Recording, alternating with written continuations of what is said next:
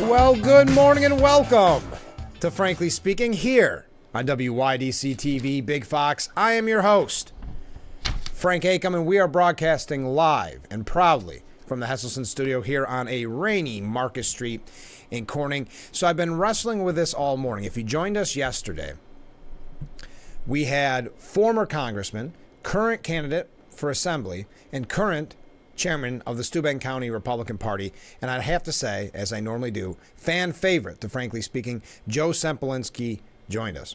Now, many of you got to see that broadcast. For those of you who were on Spectrum, you did not. There was a technical issue on Spectrum. So I said, do I play it again in the 6 o'clock hour for those that missed it? Or do I move along? And then I realized not only is Joe so beloved by the audience, he was a former congressman. You got to give him his dues, and you got to rebroadcast it. So I know the interview went really well. We always have fun with Joe, so I don't think those of you who saw it yesterday will mind, because just to give you one scenario here, this is from a viewer after the program, texting into the number on the bottom of the screen. A pleasure to hear Joe this morning. Joe Sempolinski for governor. That's the second person yesterday that called for him to run for governor. That would be quite a trajectory from the United States House of Representatives as our congressman in the 23rd Congressional District to an assemblyman, a state assemblyman, to governor. I say I'm all on board. We'll ask Joe next time if he's on board. He didn't seem so much in this interview. So here we go. We're going to kick it off. This is our first part of yesterday's interview with Joe Sempolinski.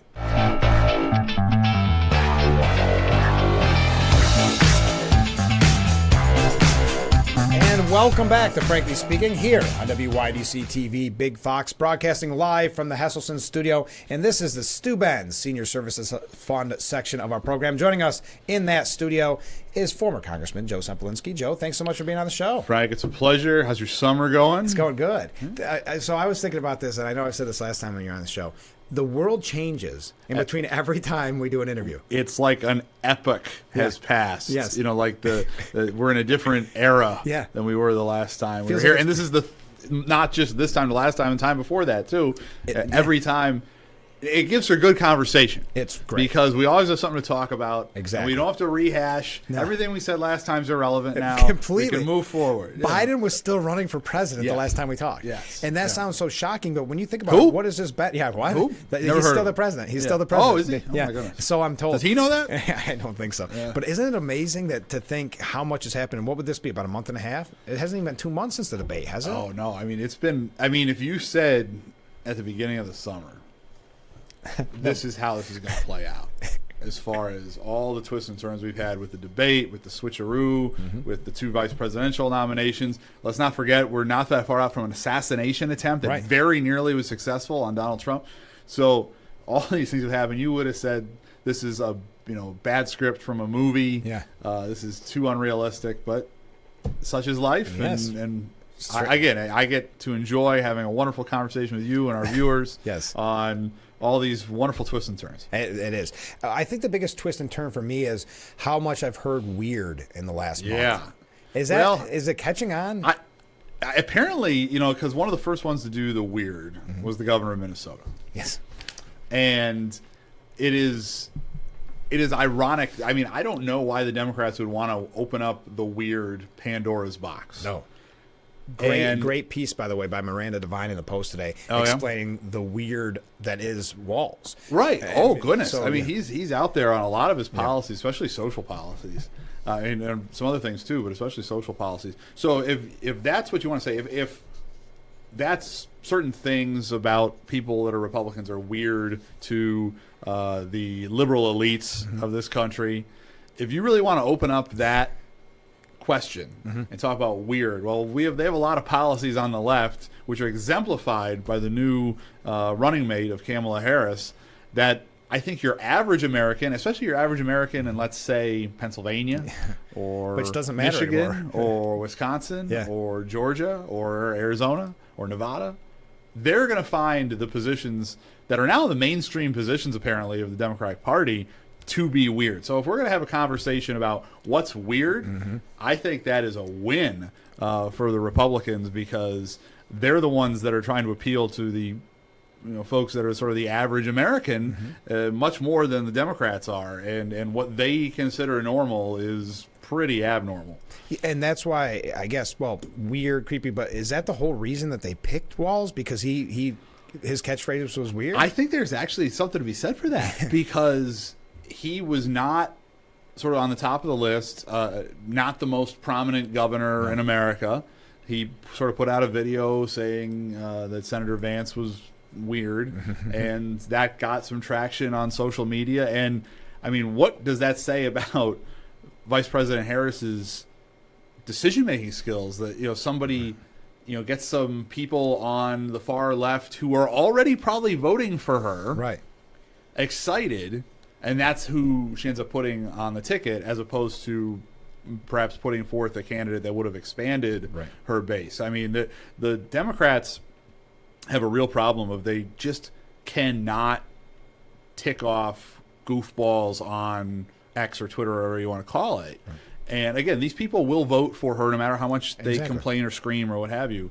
So I think I saw one commentary that said, I've never seen a vice presidential pick that has made both bases of the party so happy, because the governor of Minnesota appeals to the far left extremes of the Democratic Party based on his policies, but the Republicans were sort of seeing that, all right, maybe the vice president has some momentum, the polls are very much tightened, and this has reinvigorated the right, saying, oh boy, if this is what the ticket we got to go up against, that is a much better ticket than perhaps some other ones she could have constructed. I don't understand why she didn't pick the governor of Pennsylvania. There's a lot of speculation about reasons, perhaps, and the fact that we're even talking about it might be because of his religious faith is a pretty shocking thing to say in America. That's the fact that we even have that as a legitimate consideration shows where the Democratic Party is. I agree. But to me, I mean, we were talking just before we got on the air. Harris can win. You can conceive very easily of a map where Harris wins Michigan, Wisconsin, and Georgia, and still loses the election by losing Pennsylvania. Yeah.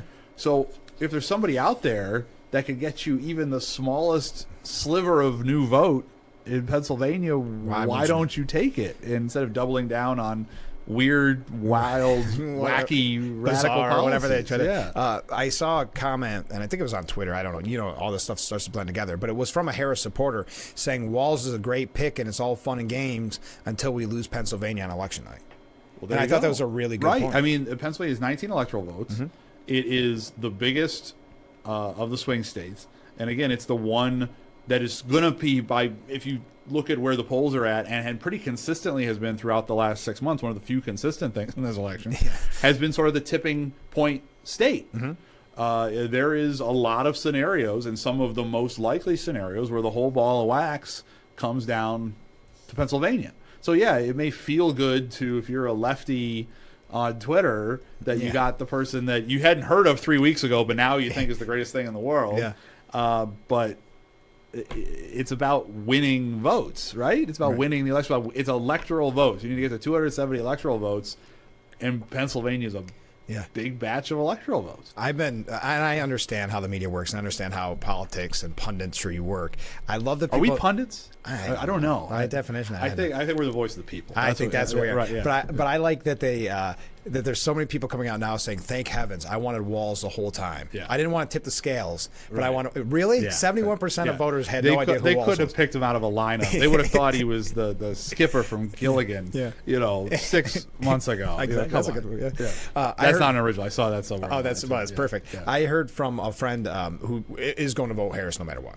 But their contention was that Walz is the Tim Kaine of picks, meaning that doesn't help move the needle, is kind of they put too much emphasis on him to be successful. I think there's something to be said for that, where there's some talk that I've seen in commentaries that one of the reasons that Walz was picked instead of Shapiro was Walz is sort of less likely to steal the spotlight, less likely to want to run for president. That Shapiro was a little too ambitious, that sort of overstepped during the vetting process. And if that's the case, then sort of getting a guy that comes across as sort of this boring guy, kind of like Senator Kane comes across as this boring guy. Right. I can see that. I don't think it's a perfect analogy, but I can see the thought there, the through thread there. I saw a commentary right after this was announced, and they were saying this in a positive way, so keep this in mind, Joe, that Walz is Biden 20 years ago from the folksiness. And I find, I will say this with Joe, it got very old with the malarkey and the come on man, because it was a kind of a crutch that he used his whole career. Right. But with Walz, the folksiness to me at that rally seemed very forced, much like Kamala Harris, the forced political I agree gestures. With that. And some of the background on Mr. Walz, because you're talking about authenticity. Yeah. You know, Joe Biden's got a lot of downside. Yes. But that sort of gee whiz malarkey stuff seemed to be actually sort of who he was. Yeah. And his problems are a bunch of other problems. Right. That's the reason he's not running anymore. But Walz, remember how Walz has come up through politics. So he's a school teacher in southern Minnesota. Mm-hmm. He gets elected in a Republican-leaning district. Oh, yeah. District that is now currently held by Republicans. And sort of presents himself as this moderate. He wins, I believe it was 2006. Well, it was a Gillibrand thing, too, because he received an A rating from at the time. So he wins in the sort of one of the big wave years during the Bush administration. Comes in a very Republican district that is, it's not a district that like had shifted to the left. It is still a Republican district, as I said, held by a Republican at this moment. And, you know, presents himself a certain way. Then he runs statewide and governs as one of the most liberal governors in America. Okay. So whether his demeanor is forced or authentic or whatever, I don't know. I don't know the man. I've never met the man. Right. But clearly over the course of his political career, he's been all things to all people based on what he was trying to run for and what he was trying to present himself. So there is legitimately, most definitely, an authenticity issue about Walz. I'm just as a human reaction. Yeah, I would say there's a little bit of like, okay, all right, you're trying a little too hard. Right, exactly. You're trying a little hard. And I get it. It's just the same with the weird thing. And then they're going to keep pushing that. Right. And it's nothing new here. But the problem I have, and let's take a break because I want to get to this. But I'll start the question here. Can the media, who kept Biden his mental decline secret for 3.5 years, can they run out the clock on Harris for 3.5 months? I mean, that's what it looks like they're doing. That was J.D. Vance's point yesterday, walking over to her plane, saying, "Oh, she won't talk to you. I'll talk to you, whatever." You know, and it terrifies me. Yeah, I think they're overcorrecting. Mm-hmm. They got caught. They got caught sort of covering for Biden. Yeah, they took Biden out, and now they're gonna. So they overcorrected that way, and now they're gonna overcorrect the other way. Right. Between now and November, Kamala Harris will get the best press that any person has gotten in the history of the United States. It's already happened. And I think they can just keep talking about momentum. I mean, they don't even have to talk about what she's saying. Because we only got 90 days. Oh, wow. Wait, hold on. We got to take a break. I'll explain why in just a second. Stay with us. We'll be right back with Frankly Speaking. And we are back, broadcasting live from the Hesselson studio. Yes, live. I know many of you saw the Joe Sempolinski interview yesterday, but many of you did not. If you were on Spectrum, there was a Spectrum issue, so I thought it only fair that everybody have an opportunity to hear from our former congressman. So here is part 2 of yesterday's interview with Joe Sempolinski.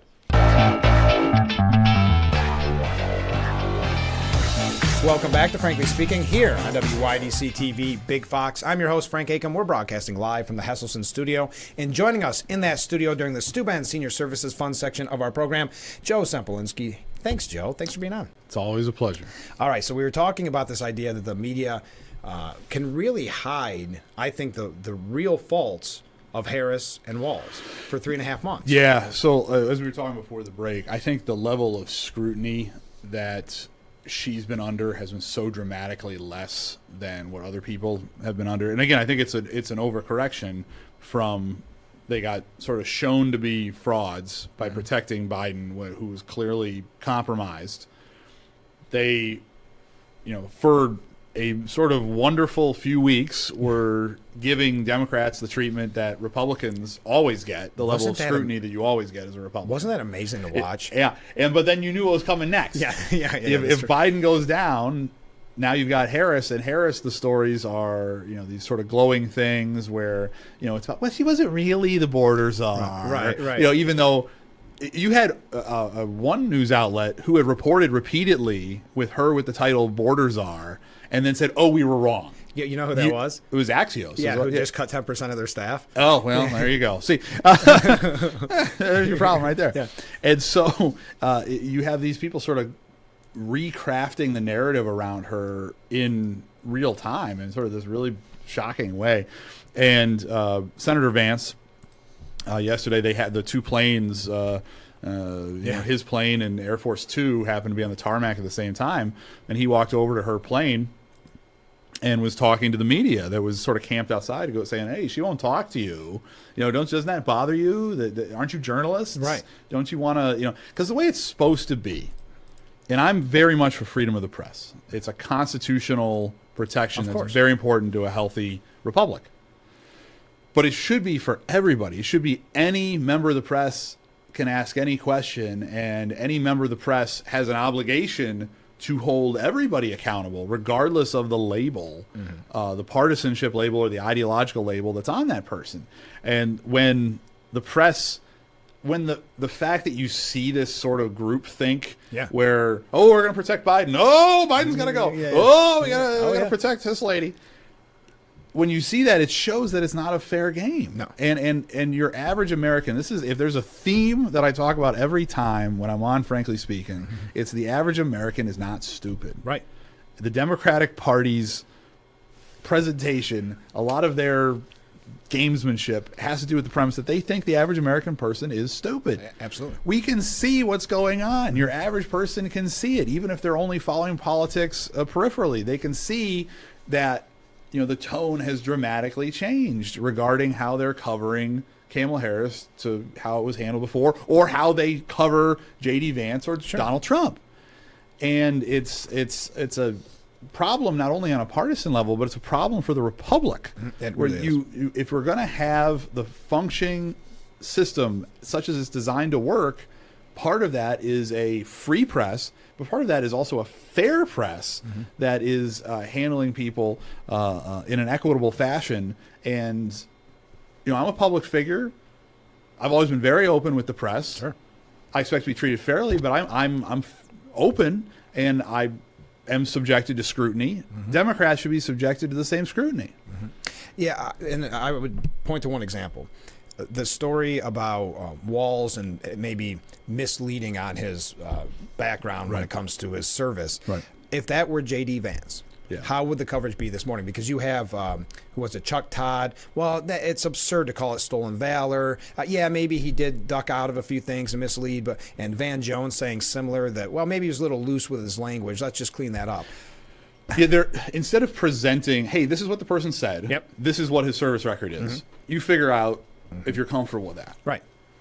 And it's pretty clear that to some degree he's been loose, to be nice, with how he's presented himself. He did not go to Afghanistan. And little Richard Blumenthal action. So, but instead of presenting that, hey, Congressman Walz said this, Governor Walz said this. This is what he did. This is the rank he had. This is the rank he no longer has. This is present that. If it was Walz, suddenly they're explaining. Well, you need the context, or he meant it this way. We're not sure the time frame. And you don't get that. And frankly, if it was Vance, it would be the number one story in the world for a week, 2 weeks. It would be the defining thing about his candidacy. Right. And everybody knows that to be the case. Everybody knows that to be the case. And again, the press should just present the facts on this. Don't try to sensationalize something a Republican does. Don't try to explain away something a Democrat does. We can all figure out for ourselves how important this issue is to us as we're voting. We can all figure out for ourselves, was he mischaracterizing what he did or didn't do?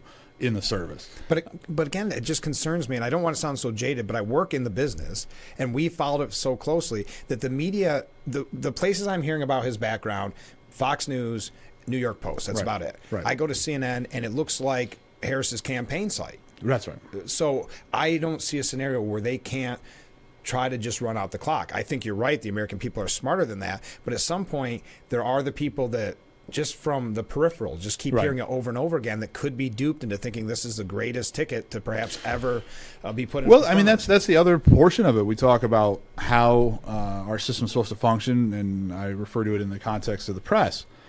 But when you're a citizen in a free society, when you're a voter in a democratic republic, you have a responsibility too. I agree.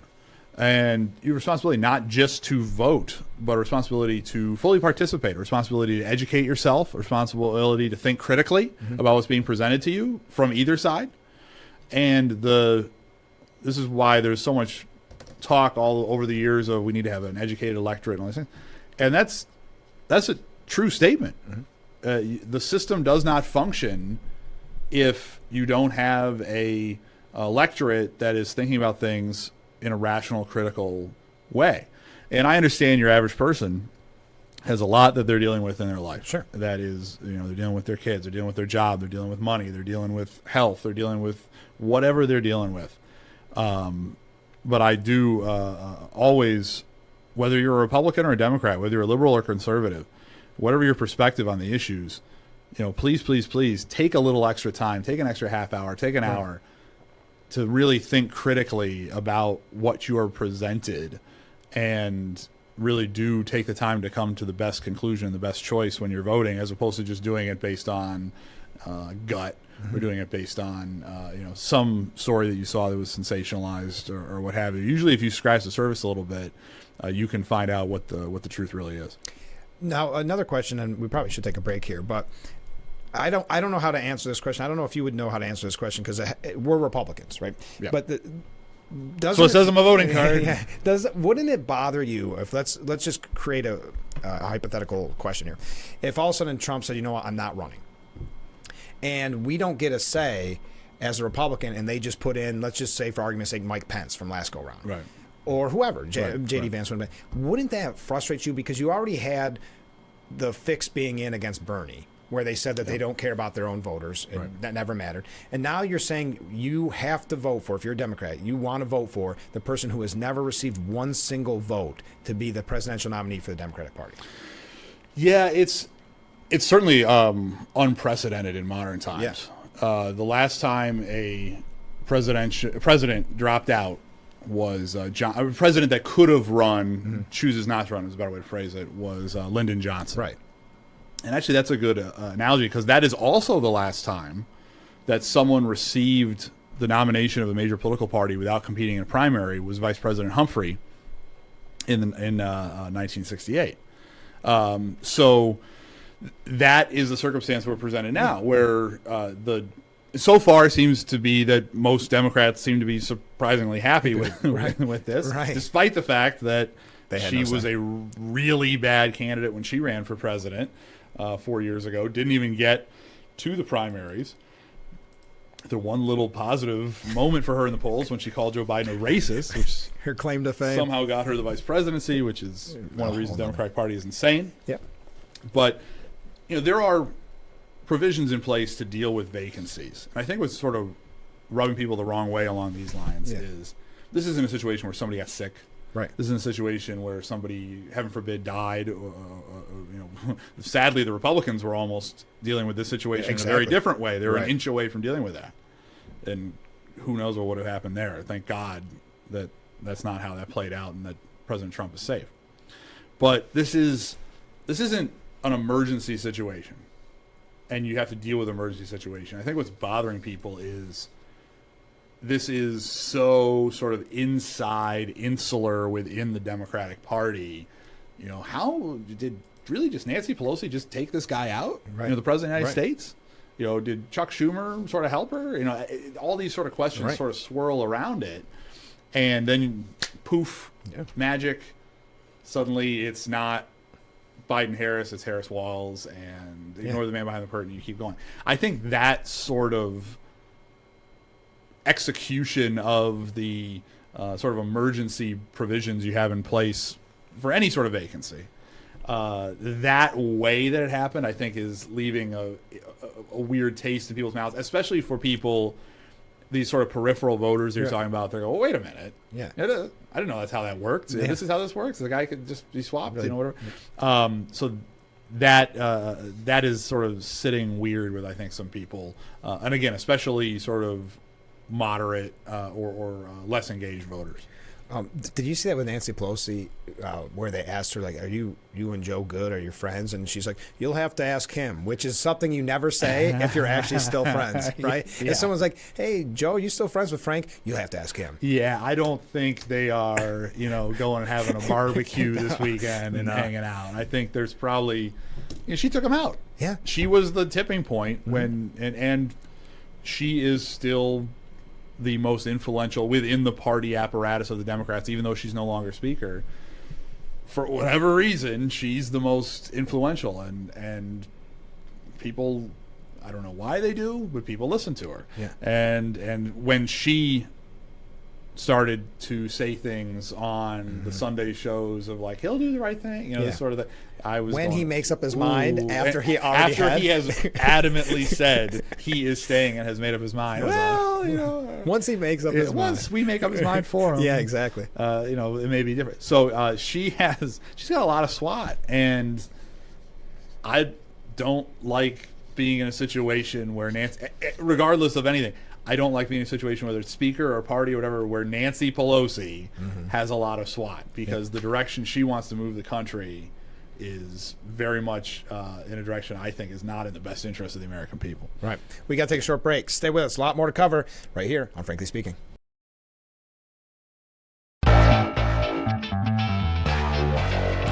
And we are back broadcasting live from the Hesselson studio here on Market Street in Corning. Thank you so much for joining us. If you are just joining us, yesterday there was an issue with Spectrum, so I decided we need to hear that full interview from former Congressman Joe Sempolinski. I know many of you saw it, but many of you didn't. And the angry comments that I received made me realize that it's not fair to miss fan favorite Joe Sempolinski. But since I have a second, a couple comments before we go back to Joe. Hello, you're back. I can see you today. Yes, we are back. I'm glad that you're joining us. This was yesterday's interview with Joe, but I thought it was so good and so important that I wanted to bring it to you. Another comment. I'm enjoying seeing it again. Good. We've got both sides here. Joe has such a refreshing knowledge of history. He needs to be duplicated throughout government. I could not agree more with that statement. Joe, as you know, following his career, was an amazing congressman. Did a great job. He is now currently running for assembly, which hopefully we'll get to later on. There is one issue that I might have with the fourth segment, and so hopefully we get to play the whole interview. But thank you for joining us this morning. In the next hour, the 7 o'clock hour, it'll be all new content. We've got a lot to talk about. But one quick thing. Listen to this lineup for next week. I was just looking at my calendar, getting prepared for next week. On Monday, we're going to be talking to Nick Pelham about the Steuben County Fair, which opens on Monday with harness racing, and then the fair kicks off on Tuesday. I will be on the program. Slip there. I will be at the fair on Friday. I'll give you more information on that next week if you want to stop over and say hi. On Tuesday, we'll be learning about India Day here on Market Street, and that's next Saturday, India Day. We'll find out all about that with special guests on Tuesday. Wednesday, another one that is a fan favorite. Well, they're all fan favorites. I've got to stop saying that. But Steuben County Sheriff Jim Allard will be joining us on Wednesday, give us an update on the county. And then on Thursday, Tim Kolpien. We've had him on the program numerous times to talk about the Elmira impact. He was kind enough to allow me to bump him to rebroadcast Joe's interview. So he's going to join us on Thursday. That's just a quick look at next week's busy lineup. Here is another comment. Thank you for replaying the Joe Sempolinski interview, as I had to miss it yesterday. Yes, I know. I thought this was going to be a good idea. So thank you for all the nice comments. The waves are a little wonky at the bottom of the screen when Joe is on, because this is a rebroadcast or a recording from yesterday. So here we go. Segment number 3 from former Congressman and current Assembly candidate Joe Sempolinski. And we are back with Frankly Speaking, broadcasting live from the Hesselson studio here on Market Street in Corning. And this is the Steuben Senior Services Fund section of the program because we're being joined by former Congressman, current Assembly candidate, Joe Sempolinski. All right, Joe, a couple questions from viewers. First off, I don't think this pertains to you, but have you got your 2024-2025 hunting and fishing license yet? What a joke. Printed on regular paper versus the waterproof paper they used to. So what happens the first time you get your license or tags wet? That's this is actually not the first time I've heard about this. Somebody else mentioned this. It's on Empire Report. No, I mean, if you're hunting, you're out in the woods, right? You're out in the elements, and so wouldn't you want something a little more sturdy? Rain, snow. I would say that is a legitimate beef that person has. That should be on sturdier cardstock or laminated paper. Yes. All right, a couple more comments. With all the talk about how old Trump would never leave, sometimes it changes it because it was a voicemail. Trump would never leave. Trump will never leave. That's what we keep hearing about. That's right out of the playbook. It's time for Pelosi and the Clintons and the Obamas to back off. They've had their time. That's fair. If the Pelosi's and the Clintons and the Obamas decided to all go to a tropical island and never bother the American people again, I think that'd be a good thing. Wasn't the electoral system, this is getting heavy now, Joe. Yeah. Wasn't the electoral system of voting conceived to represent constituents of remote regions of a state? Why can New York State, for example, give its entire electoral votes to the person that may have only won an election by one vote? Is this legal? Because that is essentially disregarding the people who voted for the loser. So we'll take off the former congressman and assembly candidate and chairman hat when I was a graduate student in political science. Just so there's no question about my credentials, I did not get my PhD. I have 2 master's degrees. One course short. Is that what they said? That's right. Yeah. I don't want any accusations. So the Electoral College, the way it's constructed in the Constitution, is the states have discretion as to how they assign their electoral votes. Currently, 49 of the states and the District of Columbia, which has electoral votes, assign them in a winner-take-all fashion. Mm-hmm. But that is the choice that the states make. They do not have to do that if they do not wish to. That's a matter of state law. And there are 2 states that divvy them up, Maine and Nebraska. They both happen to have the same system where you get 2 electoral votes that are winner-take-all to represent the 2 senators, and you get 1 electoral vote for winning each congressional district. That is also something you could do. So in theory, you could do that in New York, and each congressional district give out an electoral vote. Up until well into the 19th century, states didn't even have elections. Right. The state legislature would meet and pick electors. So there is actually no even provision in the Constitution that we have to even be allowed to vote for president, which is something a lot of people don't realize. So each state has broad discretion. They could pick the names out of a hat, I guess, in theory, if they wanted to, as to how they assign their electoral votes. Most states, due to people wanting to have as much an input as possible, have chosen to handle this in a winner-take-all way. I think there's an argument to be made, though, for especially in a state like New York, where you have a very large number of people that are going to vote the other way, but just get outvoted. But there's still a large number of people to do something where it divvies it up by region. But again, that is the Nebraska system. That is the Maine system. And there is certainly a lot more discretion in how the Electoral College is constructed in the Constitution than most people realize, because the wildly different versions of that discretion have not been utilized. Again, there were states up to into the 1850s, I believe, that did not have public elections for president. Just the state legislature dealt with the electoral votes. A few more comments. Good morning, Frank. Good morning. People, especially on the left, are not going to put an effort into making informed decisions. That was to our point. Some of these are more comments than questions, Joe. Okay, thanks for bringing this up. The people didn't get to vote for Harris. Ask for a Democrat supporter to come on your show and explain why they did that. They think that's okay. I probably won't do that part, but they're more than willing if they want to text. Because here is one. I'm not saying they're a Democrat supporter, but they may not agree with necessarily what I have to say. And this is from a completely different viewer. Again, no matter what the Democrats do, it's wrong. Why does Trump say nasty things about anyone that doesn't like him? I agree with the viewer that no matter what the Democrats do, it's wrong. There you go. There's your answer. All right, I'll let you do that one. All right, we've got so much more to talk about. What about this, and to the point that the one viewer made? I know Biden kind of had another Biden gaffe, but asked about the peaceful transfer of power. Yeah, that was weird because he's the president, as you reminded me at the beginning of the thing. So if he's responsible for transferring the power, right, he would be the person that transfers it to Kamala Harris, or he would be the person that transfers it to former President Trump. Is that why you think he had the Freudian slip? So if there's not a peaceful transfer of power, that's on him. Yes. Right? Yeah. So I don't know what he was talking about.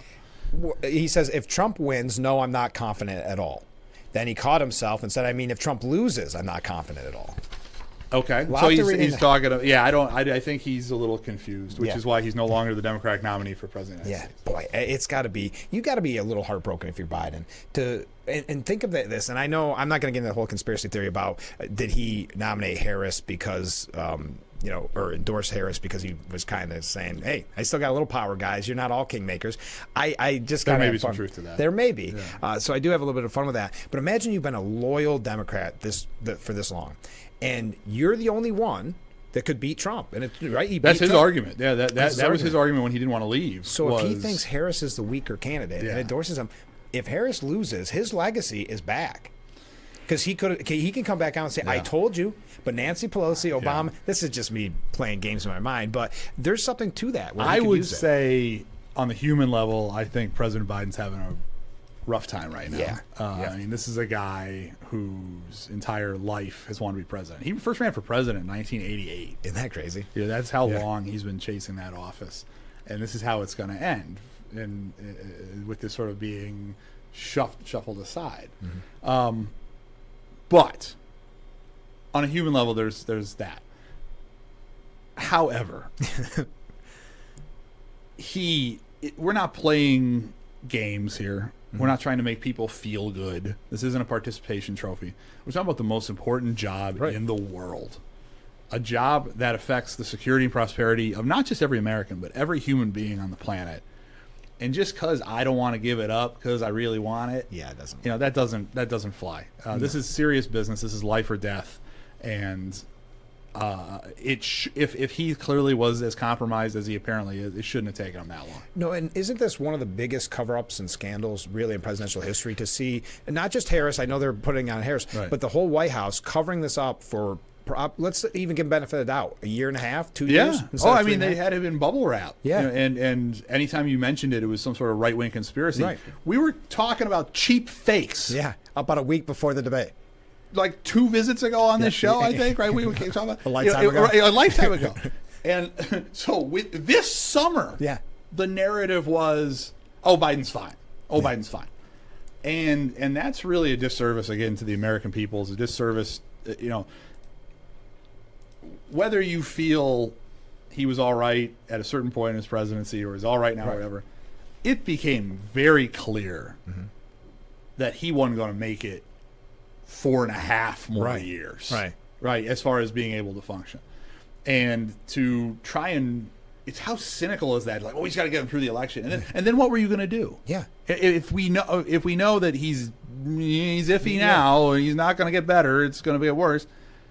Are you just going to hide it more for 4 years, or are you just going to get him through and then have him quit right away? Right. And then you want to talk about somebody who's never gotten voted for? Right. I mean, it raises a lot of these questions, and it really raises questions about the credibility of the media, who are aiding and abetting this, but also the credibility of sort of the upper levels of the Democratic Party, because he's the president. He has to be interacting with people. And we talked about on the show last time where all of a sudden people are like, oh, yeah, for clout, apparently, saying, I knew about this. Chuck Todd said 2 years ago. I had a cabinet member tell me 2 years ago. Or, oh, my goodness, he came and talked to the House Democrats and he was talking gibberish, 2 years ago. Yeah. You know who deserves an apology? And I can't believe I'm saying this. But you know who deserves an apology from a lot of people in the Democratic Party is Dean Phillips. Oh, yeah?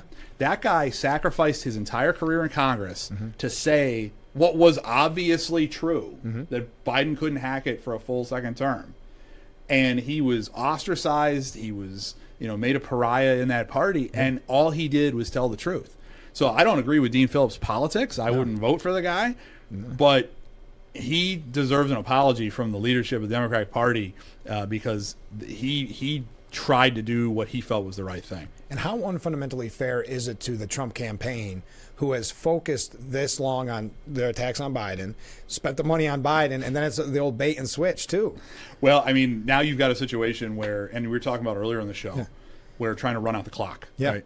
And I think that is sort of part and parcel of this, where a lot of presidential politics is defining your opponent. And when you've only got now 90 days left, it's tough to do that. So it is a more difficult situation from a messaging standpoint for the Trump campaign. Now that you don't get to choose the circumstances of your election. Sure. You have to sort of overcome that and deal with the situation that is presented to you. I've personally dealt with a lot of twists and turns in politics. Things don't play out exactly the way you thought they were going to play out. Right. You have to overcome and move forward and try and do the best you can. We got to take a break. But before we go to break, this is a comment from a viewer. You got my vote, Joe. Keep up the good work. Thanks. Thanks, Mom. We'll be right back. Frankly Speaking, stay with us. And we are back with Frankly Speaking, broadcasting live from the Hesselson studio here on Market Street in Corning. If you are just joining us, we are rebroadcasting yesterday's interview with former Congressman Joe Sempolinski. The reason being, many on Spectrum did not have an opportunity to see it, but we'll be back with brand new information right around the 7 o'clock hour. This is the one section that may not play accurately, so you're about to see a little bit of technical, I don't know what, wonkiness. It may get a little trippy here for a moment. Let's see if I can do this on the fly, because this was planned this morning. I was wrestling with it because I know so many people did get to see Joe, but those with Spectrum didn't. So let's see how this goes. And we are back with Frankly Speaking, broadcasting live from the Hesselson studio. Joe Sempolinski in. Sorry, I was trying to look for the right button. There we go. All right, Joe, we got so much to cover, but we were talking about the health of President Joe Biden.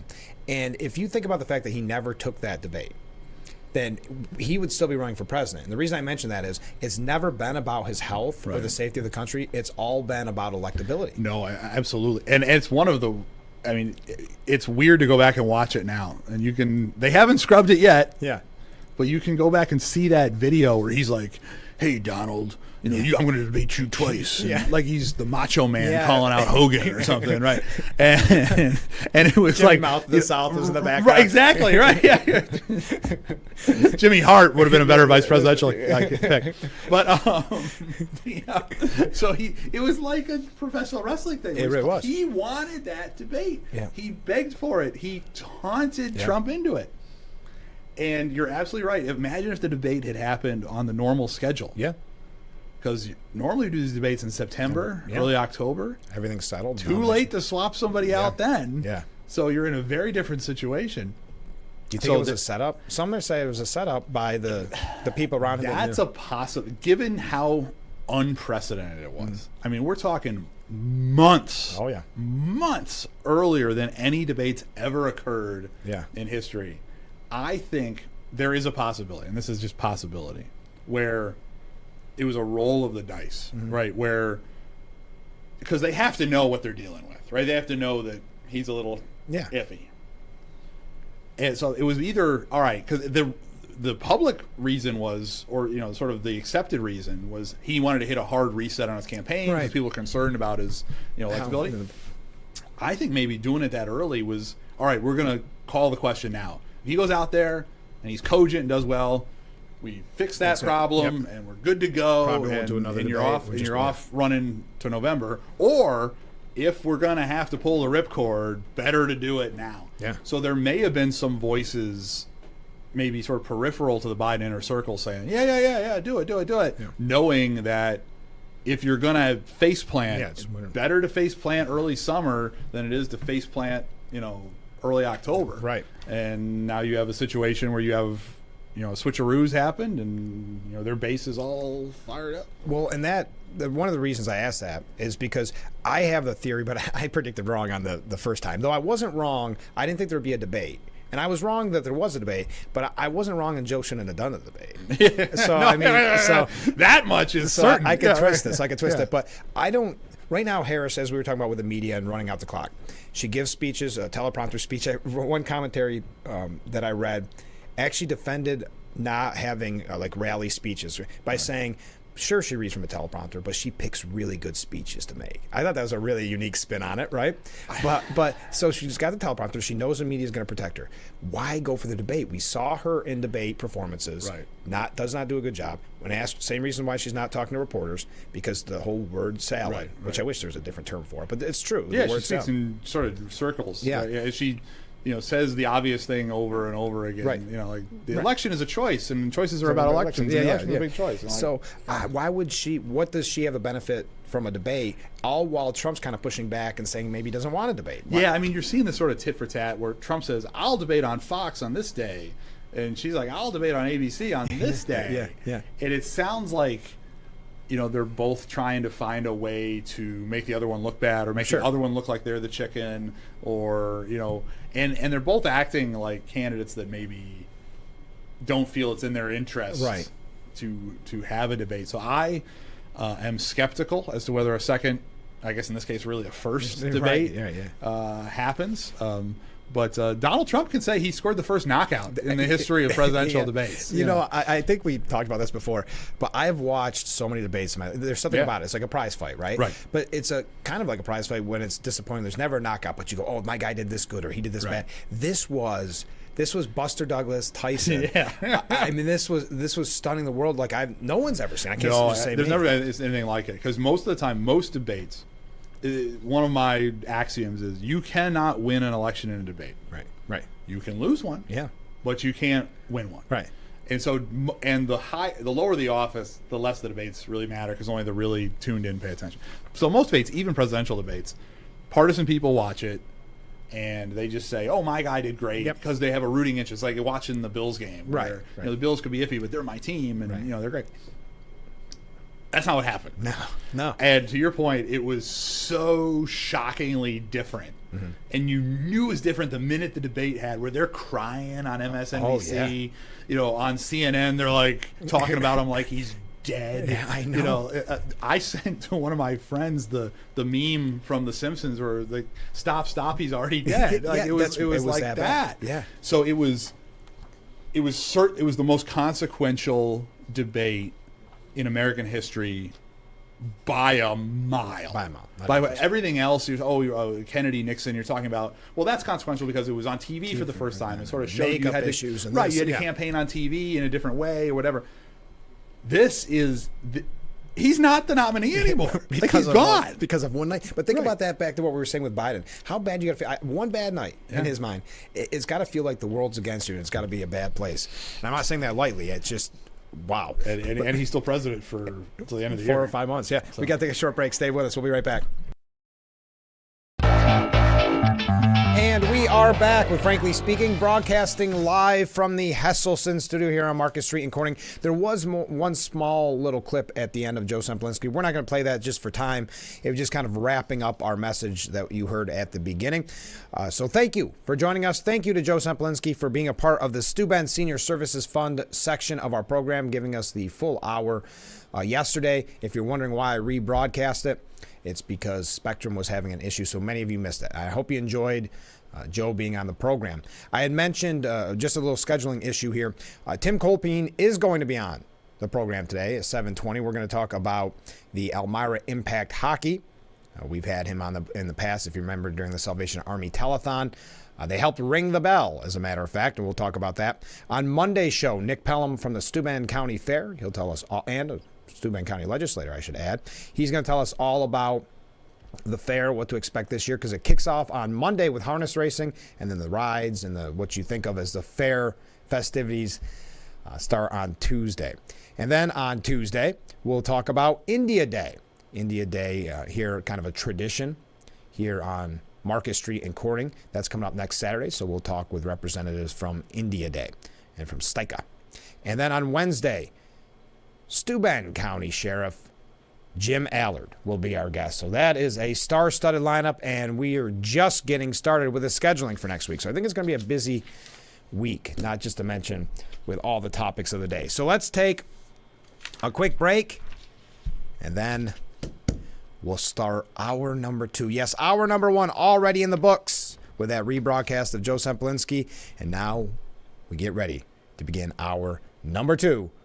Stay with us. This is Frankly Speaking here on WYDC TV, Big Fox.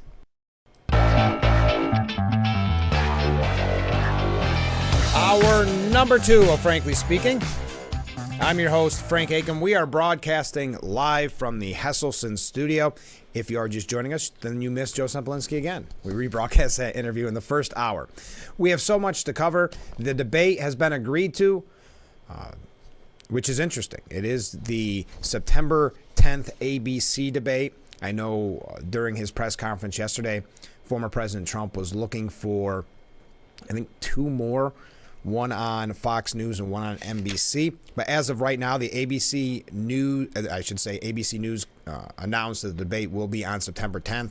Both Harris and Trump have confirmed that they will attend that debate. Trump said some minor details are still being worked out, including audiences and location. Let me give you one quick update from yesterday's story. And I tie this in with the importance of voting and finding out who you're voting for at the local level. Because very often at the local level, not very often, all the time, local level affects you the most. Whether it's your property taxes, whether it's outrageous spending you may believe. So that's why I've always said, go to your council meetings, learn about the candidates, don't go in blind and just look for a name that you hope you're familiar with. And that leads us to the world super mayor, Dalton dictator, Mayor Tiffany Henyard. Now, again, I think a lot of people say, why are you bringing up this lady out of Illinois? Because it's a prime example. She got voted in, and since that time, she has spent so outlandishly.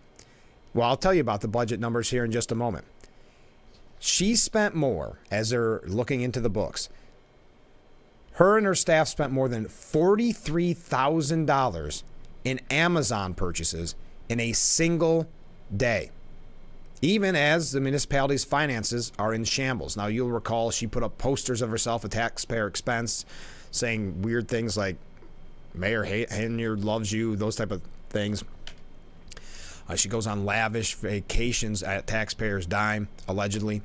Ex-Chicago Mayor Lori Lightfoot revealed that monster money items during a meeting on Thursday night. That was yesterday. Speaking of spending a lot of money, did you realize that Lori Lightfoot was hired at $400 an hour to probe into the outrageous spending of someone else? Some type of maybe level of irony there. So $4,000, over $4,000 in Amazon. We're going to move on from this story in just a second, but I've got to give you some other numbers. The report, which is only a preliminary finding, did not connect the stunning spending directly to Henyard. And that is because Henyard has been very secretive in this. If you recall, she even vetoed the original vote to do an audit. But watch this. Watch. Amazon purchases of $33,000, $4,715, and $5,609 on January 5th. More than $1,200 combined was spent at Best Buy, Target, Walgreens, Wayfair, and Giftly between May of 2023 and December of 2023. Then you have trips paid for at taxpayers' expense to Washington, Austin, Atlanta, and Vegas. The receipts for the credit card purchases are rarely provided and approved by the village board. Keep that in mind.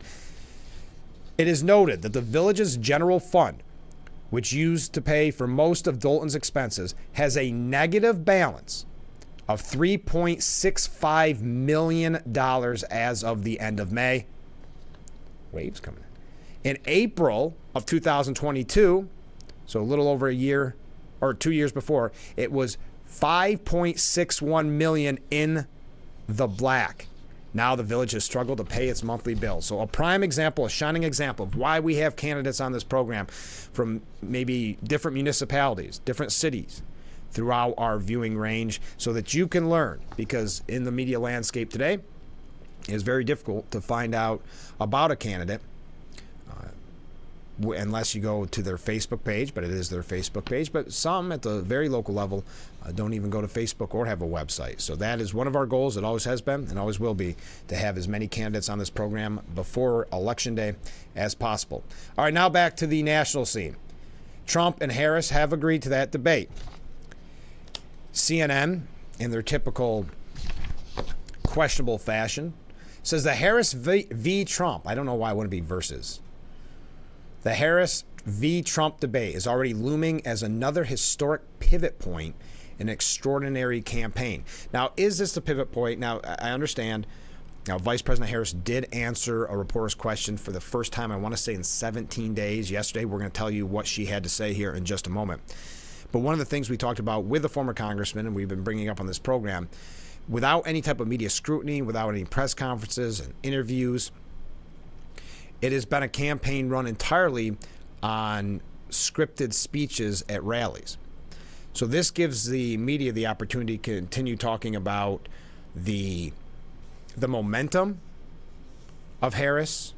They seem uninterested in finding out more about her running mate's history. They seem uninterested in bringing up Kamala Harris's votes in the past, things she supported in the past, because right now it's all about the meteoric trajectory, which I believe is what Stephen Collinson from CNN called it, of her campaign. Now, what's important to note here, and I've talked about this on the program so often, again, thank you for the waves coming in, they only need to run out the clock. When I say they, I mean the media and the Harris campaign, only need to run out the clock on this for about 3 months. But yeah, 3 months. So as Joe said, about 90 days. I don't have the exact number, but 3 months. They have, and this is not a secret anymore, they have covered up in the media for, you put a number on it, 1, 2, 3 years of the mental decline of our president, and they were able to keep that covered up until the debate. So that's why I've talked about the importance, in my opinion, and many viewers disagree with me, of a debate. Because I know Trump was fighting this and saying, I'm only going to do Fox, and kind of going back and forth. Well, Harris, historically, the media won't tell you this, historically has not performed well at debates. Her biggest claim to fame is the time that she called her now current boss, Joe Biden, a bigot. And then the next debate, not being prepared for an attack on her own background, her own political history, was decimated, for lack of a better word, by Tulsi Gabbard, if you recall. And that was pretty much the end of her presidential career back in 2020.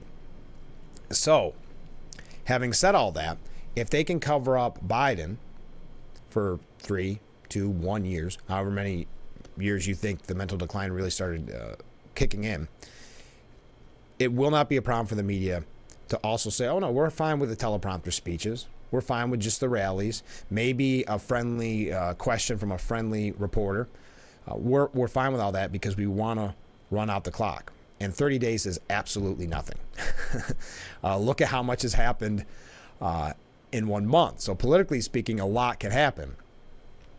But when it comes to actually building a campaign and getting the message out from Trump's side, it is a very difficult task. So this debate, I think, is perhaps the only opportunity for the American people to see the Kamala Harris that has become so famous, for lack of a better word, with the word salads or the kind of nonsensical answers.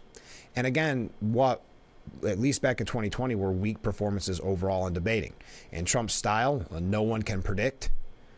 You've got an idea he'll go on the attack, but you're not sure. Look at when he debated Biden and saw Biden kind of crumbling on stage.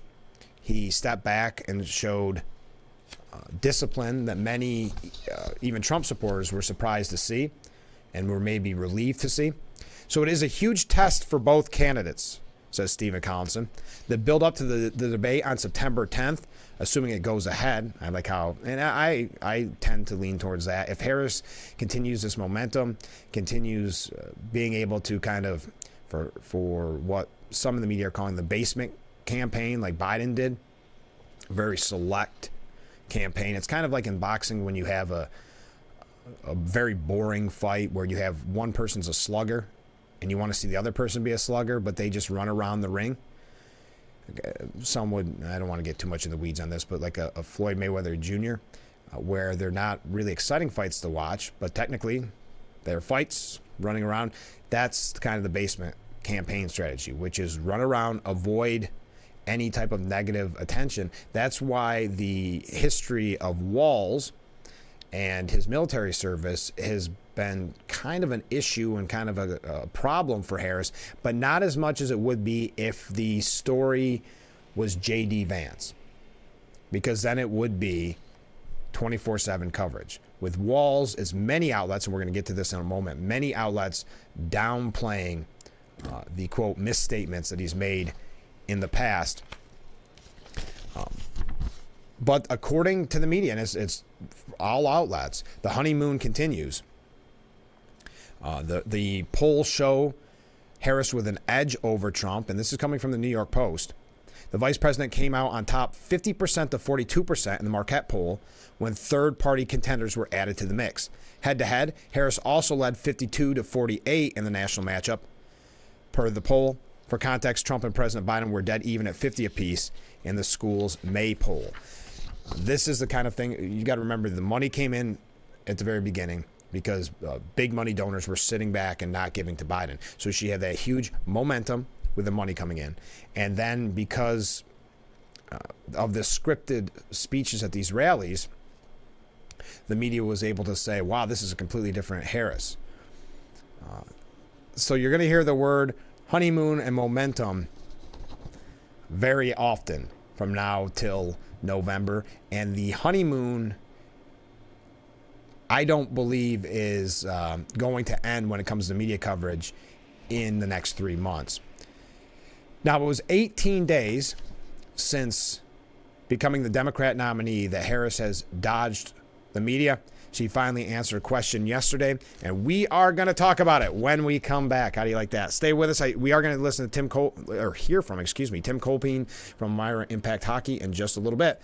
Stay with us. This is Frankly Speaking here on WYDC TV, Big Fox. Broadcasting live from the Hesselson studio on a very rainy morning here on Market Street in Corning. So many great comments coming in. Wow, look at all these comments coming in. If you're new to the program, you see the number on the bottom of the screen. Feel free to reach out at any time, 24/7. Let's get right to them. Good morning, Frank.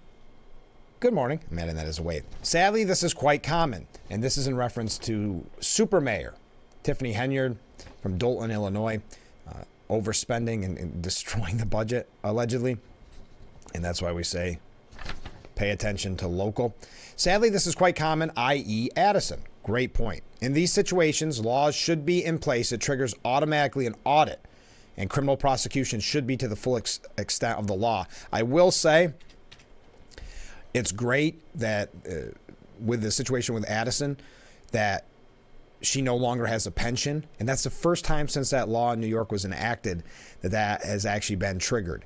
That she loses her pension since 2021, I should add, when that law took effect. And as that piece from the New York Post said, yes, focusing on Addison, but as the piece said, okay, it's easy to go after a clerk in Addison. When will they go after the kind of big dogs when something like this happens, losing their pension? It can't always just be a dogged DA going after small town and a clerk. It has to be in the city. It has to be elsewhere. Continuing, in a different comment from a different viewer, obviously a different comment, but in the same line, you are correct. People need to go to local meetings and learn. There's illegal spending in some of our local towns. I see one page of the county budget. If it went away, 95% of the people wouldn't even miss it. People get involved. I cannot agree more about getting involved, and that's why we've made this such an important part of our program, to get involved in the community. I would recommend go to your town board meetings, your city board or city council meetings, whatever your village meetings. Go learn, see where the spending is happening. Are they fun? They're not always fun. but they're informative, and you'll have a better idea of where your money is going, especially at a time in New York State when we talk so often about the mass exodus because people can't afford to live in the state any longer. We'll take a look at the local level that directly impacts you. Yes, we have a lot of fun talking about the national scene with Harris and Trump, and we're going to continue to talk about that. But it's also so important, and it affects your day-to-day life, what's happening locally. Another comment. Frank, thank you for sharing the Joe Sempolinski interview. Yes, we rebroadcast that in the 6 o'clock hour if you're just joining us because Spectrum had some technical difficulties yesterday. Joe is a very authentic individual, and I believe he would make an awesome governor for New York. I could not agree more. Viewer, I watch Frankly Speaking Monday through Friday before I start my day. Well, how nice is that? That made my day. Frank, thank you for your commentary. I enjoy Frankly Speaking and have told family and friends about your show.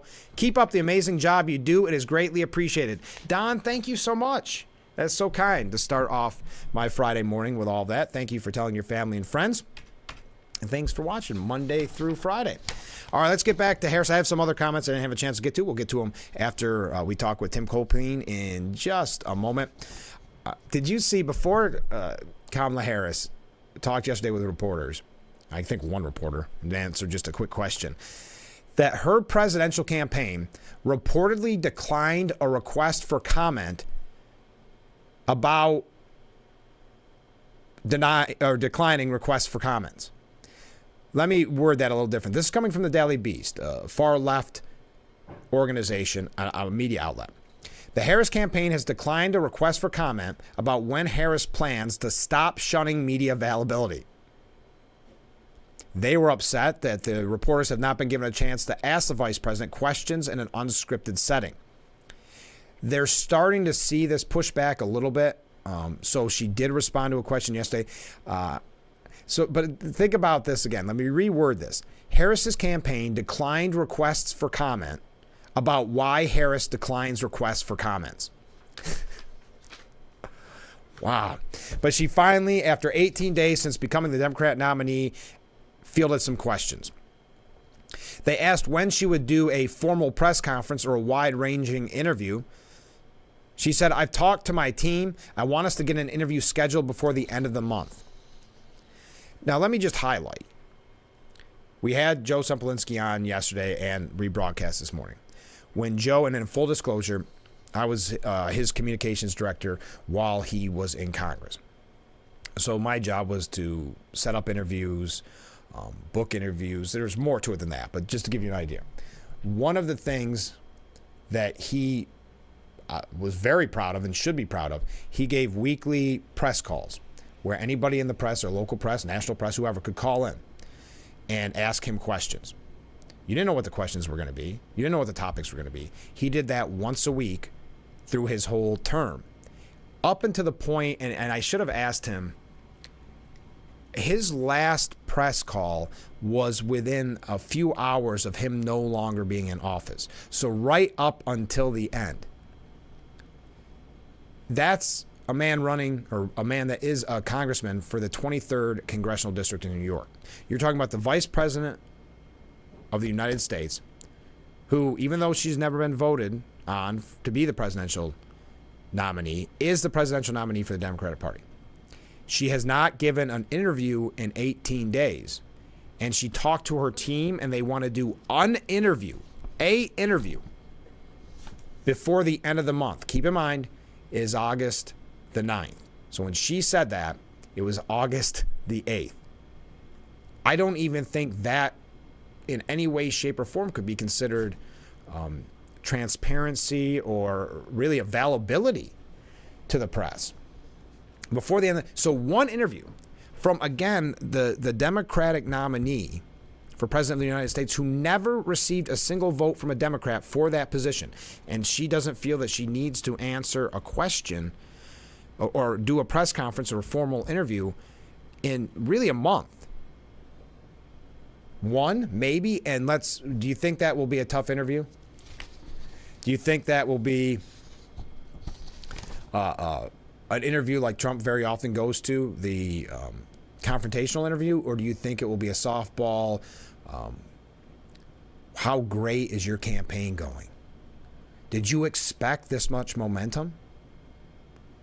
or the infamous, it's summer, what's your favorite kind of ice cream?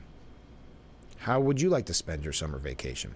So I want us to get an interview scheduled before the end of the month. You could get an interview scheduled at any moment, any time of the day or night by any station. And yet she's, well, we're going to try to work on it, really work on it by the end of the month. Now, I think a lot of this is they're putting her through the ringer to practice, kind of like the debate tactic that didn't work, mind you, but with Biden, take those 2 weeks of just practicing because of her propensity for the word salad that I think she's probably practicing is what I would assume. So I just think that answer, the fact that the media isn't outraged, and really I would say Democrats who did not get to vote for her should be outraged that she's not willing to answer questions. And again, let's say she does one at the end of August. Does anyone believe it's going to be a hard-hitting interview? But I'll continue. She talked about the debate. She said, well, I'm glad he's finally agreed to a debate on September 10th. They previously, they asked her about that. She said, I'm beyond trying to speculate about how he thinks when asked about Trump backing out of the debate. Then she was asked about Minnesota Governor Tim Walz, her running mate's record, which has raised some red flags and concerns about his misleading on his military record.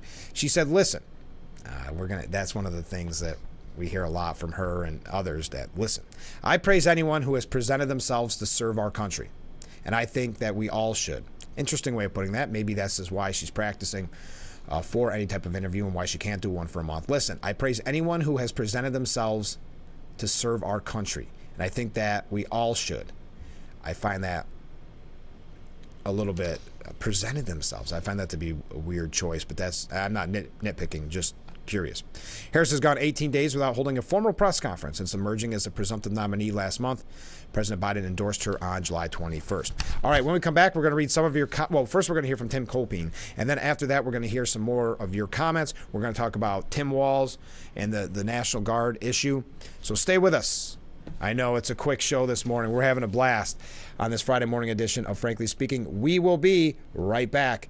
Stay with us. Welcome back to Frankly Speaking here on WYDC TV Big Fox. I'm your host, Frank Acom. We are broadcasting from the Hesselson studio, and this is the Stu Benz Senior Services Fund section of our program.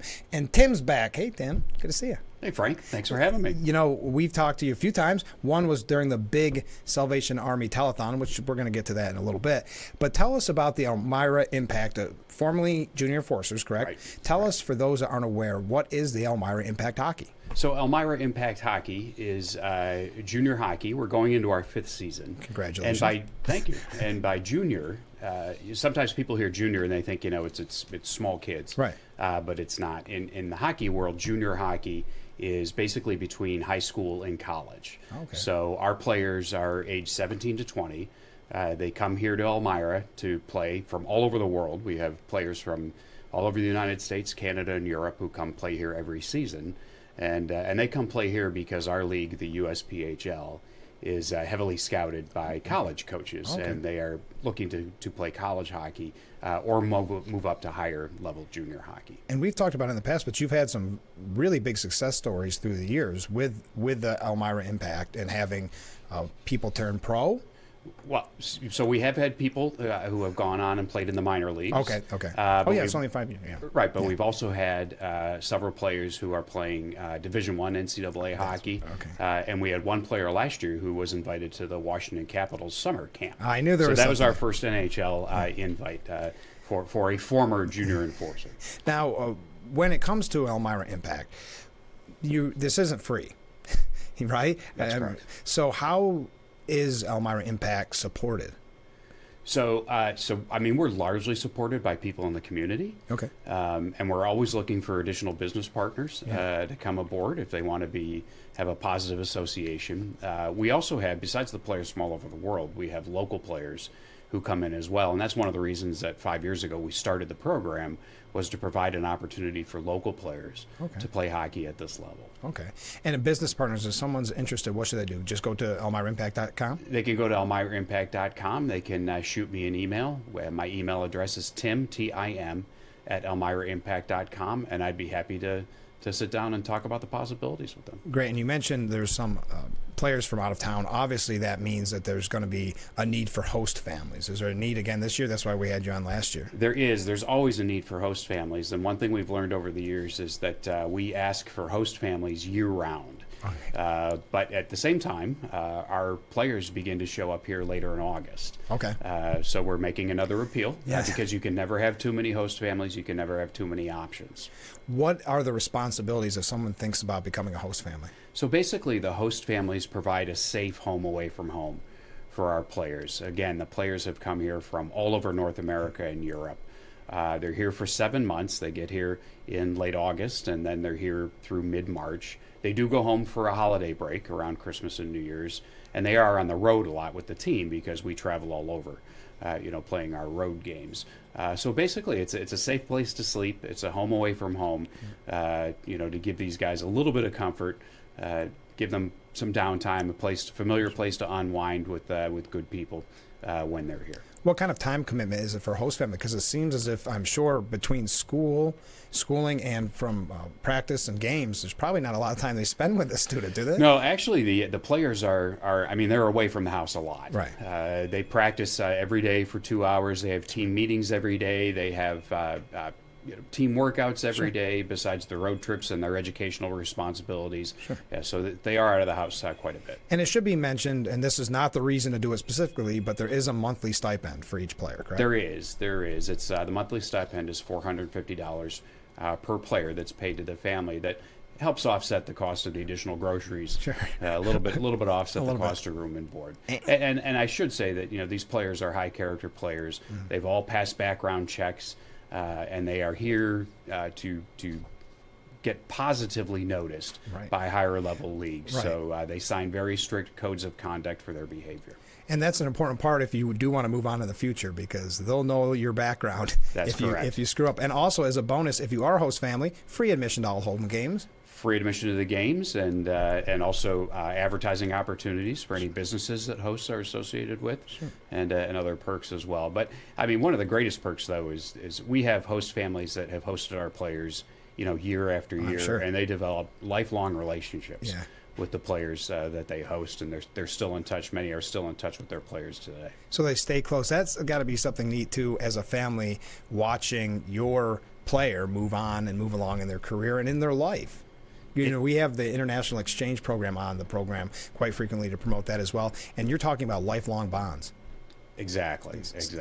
And one of the most satisfying things for me is when, players who played for us, 2, 3, 4 years ago are back in the area or coming back. They're driving from, somewhere in Canada to somewhere in New Jersey or something like that. Yeah. And they stop and reconnect with their host families. And I love hearing those stories. And do you find once someone is a host family, it does seem like they want to do it year after year? Yes. Yeah. Yes, we have many returning families every season. Do more than one player stay with a family? That's really up to the family. Okay. But yes, we have some that are just single players mm-hmm. in a host family. But we also have generally the players are in pairs. It's a little easier for the family and a little easier on the players too. And we have a couple families who every year host 3 players. And what are the commitment's not the right word. What should a family know if they're thinking about hosting? Is it typical to have a family with kids and student-aged children, or how's that work? Honestly, there is no typical host family. I mean, it's everything from what you just described. Families with children, and it runs the gamut up to empty nesters, single parents. Sure. That sort of thing. So it's anyone who has some space in their house. And space in their heart. Right, it's space in their heart.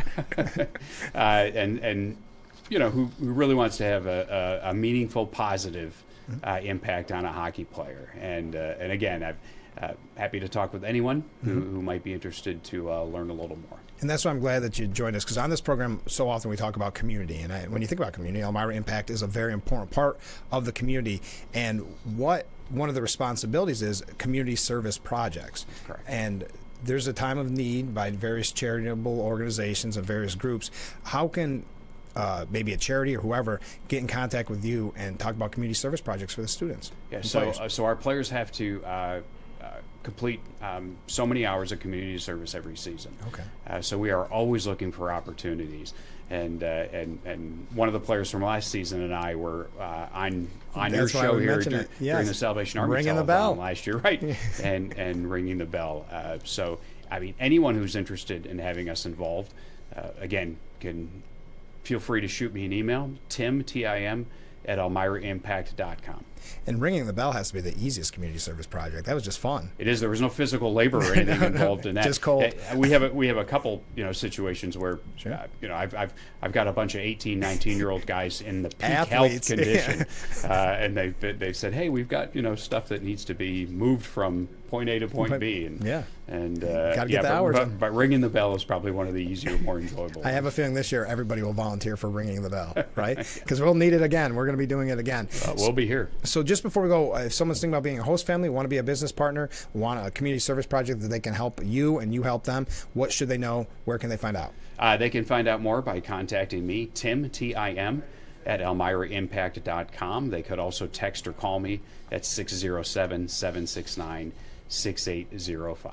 Well, Tim, thanks so much. Best of luck with the season. Thanks, Frank. All right, we'll have you on again soon. Great. We'll look forward to it. All right, we'll be right back with Frankly Speaking. Stay with us. Are we having fun or what? Welcome back to Frankly Speaking, broadcasting live from the Hesselson studio. I'm your host, Frank Acom. So many comments coming in. First up, from Ken in Horseheads. Frank, I'm sure you saw that Biden thinks that if Trump either wins or loses, he is worried that there won't be a peaceful transfer of power, which would mean that either he or Kamala would be the one organizing that insurrection. It's clear that Biden is still on top of his game. Yes, that's the point that Congressman Sempolinski made, former Congressman Sempolinski, made on that interview that we played this morning and yesterday, that the peaceful transfer of power comes from, what's that word, power. Who's in power? Joe Biden. So what is he signaling there? That he will not transfer that power? That is really, yes, to your point, there's more there, Ken. I believe you that that Biden may not be on top of his game, not really thinking that one through. Another comment from a different viewer. I just had a thought, maybe an observation. Do you remember if they ever called for a press conference from former President Trump after his attempted assassination? It had been, if it had been Biden, it would have been on the news nonstop, and it would have been blamed on Republicans. I have been amazed to this viewer's comment how they have buried, number one, that photo, and we're not surprised by that.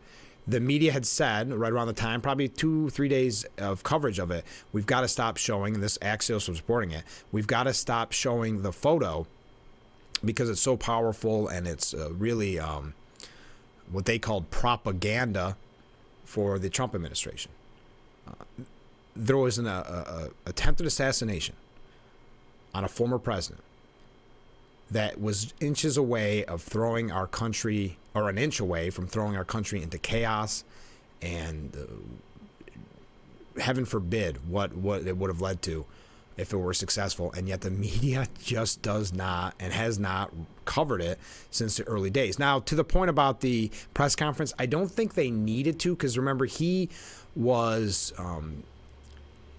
basically at the Republican National Convention, a couple days later or a day later, so 2 days later. So he was not hiding in any way. But yeah, that's been one shocking thing of how easily it was for them to stop reporting on this. Next up, morning, Frank. Good morning. Just an observation regarding the history of the present administration.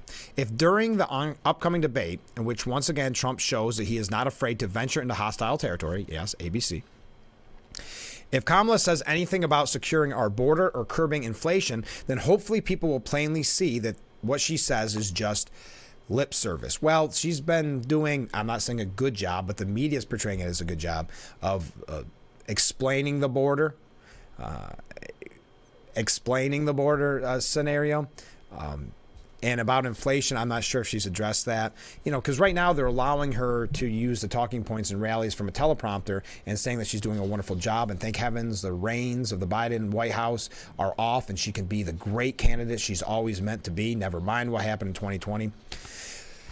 But yes, as I said, she did respond to the claims that Tim Walz abandoned his National Guard unit before Iraq deployment. She said, listen, I praise anyone who has presented themselves to serve our country. I think that we all should. There is kind of an indication of what we'll be dealing with when she's off script, because I would argue that that sentence is awkward. I don't want to focus on that, but I want you to kind of realize the larger picture here of that one sentence with a somewhat uncomfortable question. And she said, I praise anyone who has presented themselves.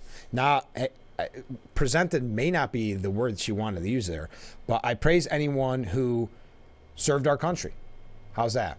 Make it quicker. Don't expand it. You don't have to expand it all the time. Served our country, and I think that we all should. That would have been fine. But I praise anyone who has presented themselves to serve our country. Many people have compared it to you start a sentence not knowing where it's going to end. That seems to be kind of the cadence. But as I've mentioned, the media is downplaying any questions on Waltz's military record. Now, to his credit, Jeff Zeleny from CNN, because we give all sides here on Frankly Speaking, say that questions about Walz's service record are not one issue, even though Senator Vance injected this into the bloodstream in one press conference in Michigan. As Brianna pointed out, there are two very different things about when he decided to retire and if he used weapons of war. So we will see if they respond to that and if he answers questions about that, if he ever takes questions. And that's a good point as well. We talk about Harris not taking questions. Walz has not taken questions either. So for even CNN, maybe they're starting to get their feathers ruffled a little bit that they're not getting any questions answered, because this is a friendly outlet. They should be able to shout one question to Harris and she gives an answer.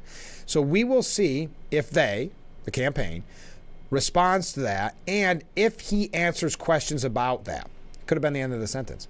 But no, if he ever takes questions, which I also think signals that the media may be preparing themselves for him or Harris not really taking questions, perhaps with Walz ever, before November so that they can run out the clock. Because if Harris is bragging about the fact that they're working on getting one interview by the end of the month, which will undoubtedly be a friendly interview from a friendly outlet, if you're almost bragging about that, I think that signals what we'll be seeing, the basement campaign, if you will, until November.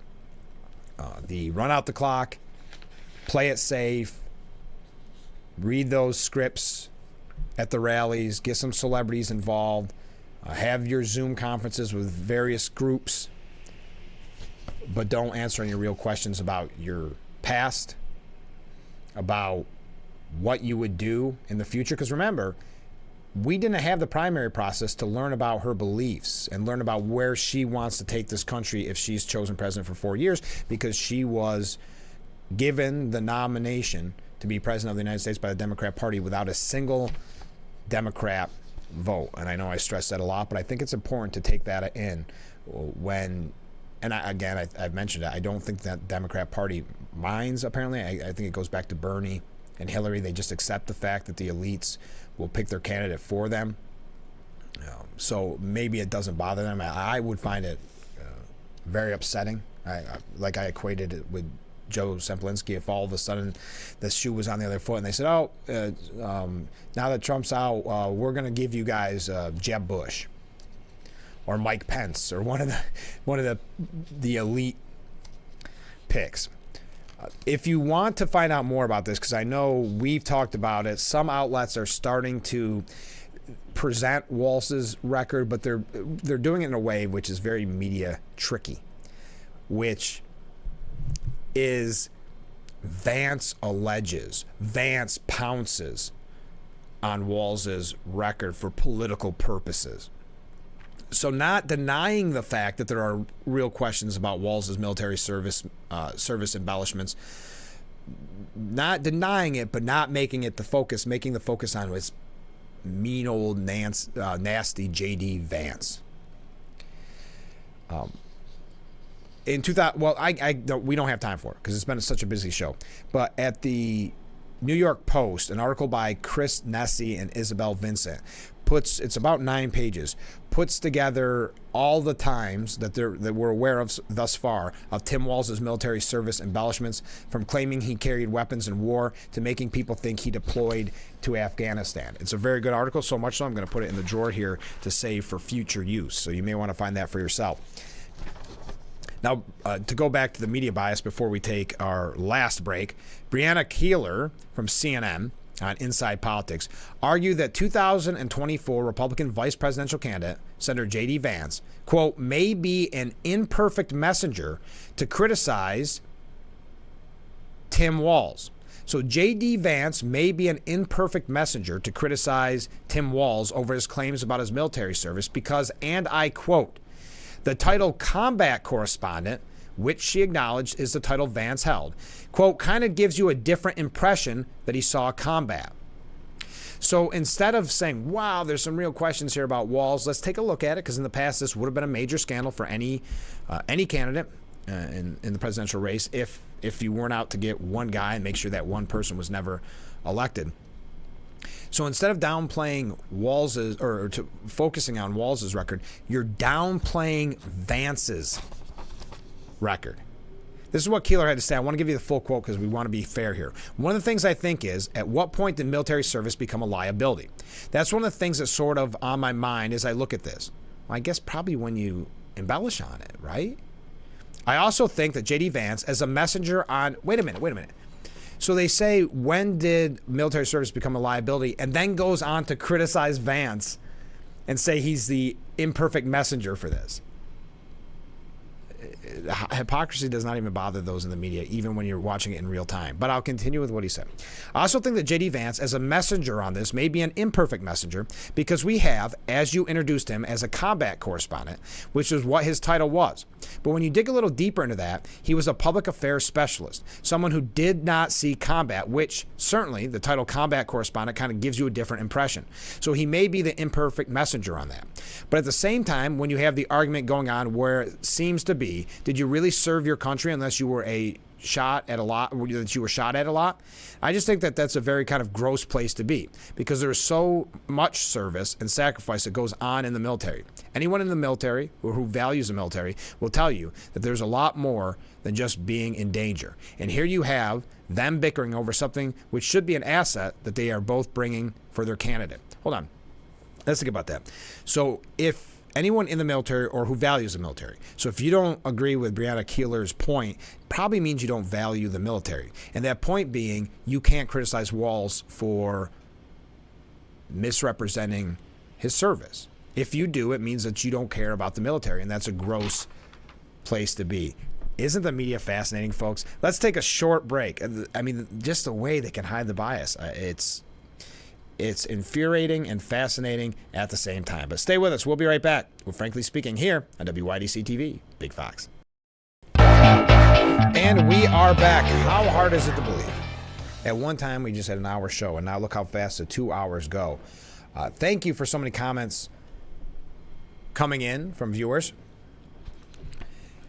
Couple here, but given that the debate is going to be on ABC, I'm inclined to believe that the important issues will not be discussed. I would tend to agree. I think abortion will come up a lot.